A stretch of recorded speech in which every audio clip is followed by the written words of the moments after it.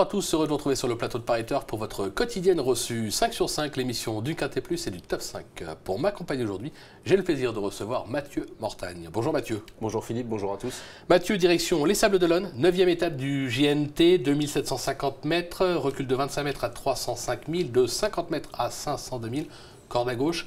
Qu'est-ce qu'on peut dire sur cette piste des Sables d'Olonne? Est-ce qu'on peut en revenir? Oui, bon, faut pas s'endormir comme on dit, hein. C'est une belle piste, elle fait un peu plus de 1200 mètres. Voilà, c'est une piste assez sélective, où souvent les courses sont assez roulantes. Voilà, je pense qu'elle laisse s'exprimer tous les chevaux, hein, voilà. Maintenant, ça tourne quand même un peu. Un cheval qui n'a peut-être pas trop de marge sur une piste un peu plus grande fera peut-être l'arrivée. Par exemple, un cheval de tête qui est peut-être plus limité peut garder une place sur une piste comme ça, quoi. Maintenant, voilà, je pense que ça doit être assez limpide normalement. Bon, assez limpide, on va voir ça avec votre sélection tout de suite, Mathieu. Alors, en tête, le 14 Universal Rider, ensuite le 16 Utinka Céloise, le 9 Talien, le 2 Boeing du Bocage, le 8 Amiral du Bisson, le 13 Aliénor de Godrel, le 6 Vignal à Ravel et enfin le 12 Topaz Jeff. Ok, on rebondit sur votre favori, le 14 Universal Rider. On ne le présente plus dans cette catégorie. On se souvient notamment d'un succès, c'était dans le Jean Cabrol en mars dernier à Vincennes.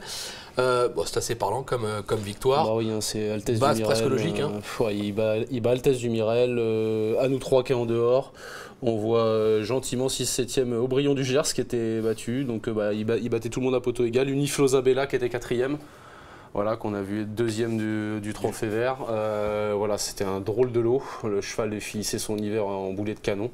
Auparavant, il venait de rivaliser avec un cheval comme Valco Genila, donc là, on a affaire quand même déjà du cheval de premier plan.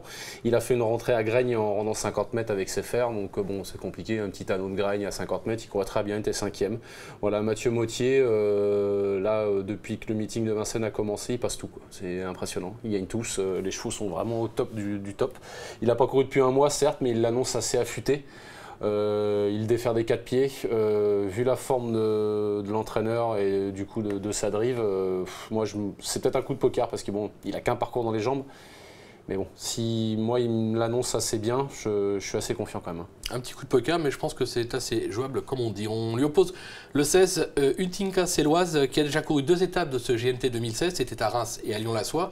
Elle a remporté ces 2 étapes. Elle vient de s'imposer à ce niveau, c'était en gain, on va le regarder, dans le prix de la Concorde.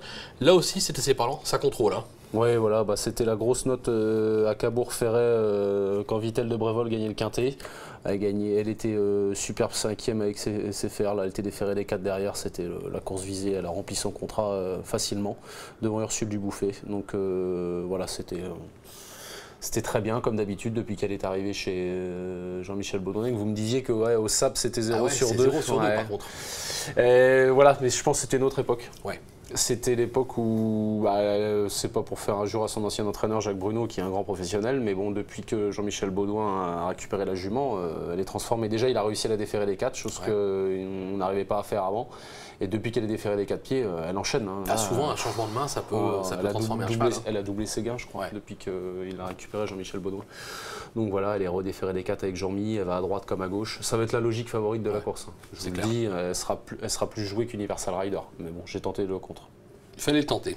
Derrière le 9, Talien, cheval qu'on ne présente plus dans cette catégorie. Il vient d'effectuer une bonne rentrée, c'était dans le prix de Beaune à Vincennes. 6e place, mais pas ridicule. Il est surtout bien engagé en tête. On va s'en méfier parce que s'il reste au trou, il peut aller loin celui-là. Ouais, comme vous l'avez dit, j'ai vraiment bien aimé sa course de rentrée à Vincennes l'autre jour. Il est 6e, mais il ne fallait pas qu'il soit mieux que 6. Il est rabord les sommes en tête ce coup-là. L'autre fois, il était déféré. Là, on sera déféré des 4 pieds. La dernière fois qu'il a été dans cette configuration, déféré des 4 pieds sur une piste plate, il gagnait le Grand Prix d'Angers. Sur 3100, il battait Hugo Niol et Thiago Détang. Ouais, c'est pas mal. Donc voilà, c'est pareil, il n'a qu'un parcours dans les jambes, mais bon, la rentrée m'a vraiment plu parce qu'il finit vraiment aux portes du Quintet, qui était un Quintet un peu moins relevé, mais bon, il partait, c'était pas le même sport, c'était un 2100, donc bon, un 2007, mais bon, il était ferré, c'était pas pareil. C'était pas pareil, quoi, c'était pas l'objectif, et moi j'ai vu ce que j'avais envie de voir. Donc voilà, déférer les 4 à la limite du recul. Attention à lui. Ça peut être pas mal. Derrière le 2, Boeing du Bocage, alors non placé à la Capelle, non placé à Reims. Il s'est en revanche classé 2e de l'étape Malouine. En août dernier, toujours extra de forme. Il part en tête aussi, on s'en méfie. Ouais, la Capelle et Reims, faute. Donc pas là. Après, 2e d'Aubryon du Gers. Pas mal. Donc là, c'était déjà plus la même chose à Saint-Malo. Et la dernière fois, tombé dans une course de fou, gagnée par Bugsy Malone, où il a dû chasser. Il a craqué un peu pour finir, mais bon, ça marchait 11,5 de 2007 GP. Donc voilà, un Philippe Allaire encore hors norme qui gagnait ça. Voilà, j'aurais pu le mettre plus haut. Maintenant, la dernière course, j'espère qu'elle ne sera pas restée dans les jambes, quoi. Parce que je vous dis, c'était une course, ça envoyait vraiment et il a dû chasser. C'est quand même plus un petit cheval qu'il faut masquer l'effort et venir pour finir parce qu'il a une bonne pointe de vitesse finale. Et là, j'ai eu l'impression que, voilà, bon, c'est une première chance en tête quand même, attention, mais il faut voir s'il a bien récupéré de cette épreuve. D'accord, ok. On place derrière le numéro 8, Amiral Dubuisson, qui n'est jamais meilleur que piste plate. Il compte 2 accessites cette année dans le GNT, c'était à Laval et à La Capelle. Bah, lui aussi, il peut encore étonner en tête. Ah ouais, Amiral Dubuisson, lui, c'est le vrai petit cheval de course. Hein. Il est vraiment rompu à ce genre de joute. Hein. Il est facile à driver. Faut cacher plutôt, mais voilà. Donc là, il est bien engagé en tête. Lui, il a clairement été préparé pour cet engagement, hein, voilà, où il est bien placé. Il sera de nouveau déféré des 4 pieds. Il a de la fraîcheur. Ouais. Moi j'aime bien, le travail a été fait correctement pour que le cheval fasse une bonne performance, donc je le vois bien à l'arrivée du top 5. Quoi. Ouais, plus pour une place quand même. Plus pour une place, bien sûr. Plus pour une place, on est d'accord. Un petit bonus avec Arnaud Lecomte qui a rencontré Franck Kahn qui présente le 13 Aliénor de Godrel. On l'écoute tout de suite. Franck Kahn au départ du Quintet sur les pompes des Sables d'Olonne avec Aliénor qui vient de renouer avec la victoire. Bah c'est vrai qu'elle était régulière et là elle vient de gagner un peu par chance parce que le Vitel de Brévol était au galop à 100 mètres du poteau. Mais elle avait fait vraiment un super parcours comme elle est tout l'été, elle est vraiment en grande forme, quoi.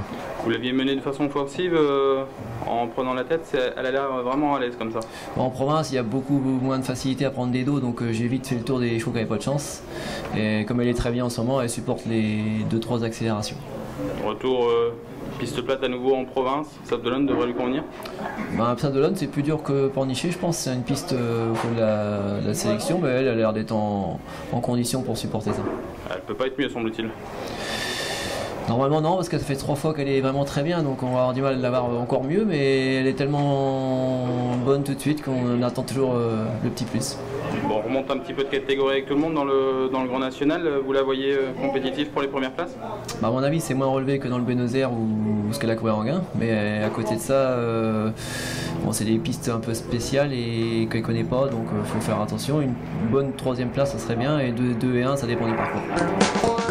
Voilà, 3e place, 2 et 1. On l'a mis en 6. Je l'ai mise un peu trop bas, peut-être à mon goût, mais parce que j'avais envie de tenter des chevaux de tête un peu. Donc voilà, c'est une jument, elle est vraiment pleine bourre. C'est pas trop une jument de Vincennes, elle a un petit peu de mal à monter la côte. Donc quand il y a l'été, qu'il y a les pistes plates comme Anguin et tous les grands prix de province, elle est vraiment à son affaire. Et là c'est encore le cas. Donc c'est sûr qu'il faut profiter de sa forme, mais normalement oui, c'est une très belle chance. Elle pouvait être mise un peu plus haut, quoi. Bon, allez, on s'en méfie, on l'aura compris. On va se quitter avec une petite pépite, Mathieu, dans la 8e, je crois. Oui, j'ai pas inventé grand chose dans la 8e et dernière course, qui sera support du pic 5. Ce sera le numéro 8, Bolt. Donc comme vous voyez, avec son numéro, il a tiré le 8 à l'extérieur à l'Autostar. Donc ça, c'est peut-être un petit peu embêtant, mais bon, je pense qu'il a la marge pour le faire. C'est un cheval qui se plaît beaucoup au Sables d'Olonne, il doit avoir 5 sur 6. Il reste sur 2 victoires au sable. C'est l'entraînement de Christophe Gallier, qui est très en forme justement avec ses B en ce moment. Là, on l'a vu gagner un quintet récemment à Cabourg avec un autre qui court dans la course. Et voilà, ce cheval-là, belle marge de manœuvre, un prince GD qui vieillit vraiment bien. Faudra battre le Bazir, le Baudouin mené Bazir, Binky.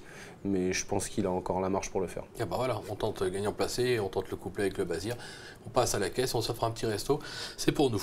Merci Mathieu, merci à vous de nous avoir suivis. Bonjour à tous et à très vite sur le plateau. Au revoir. Bonjour à tous, au revoir.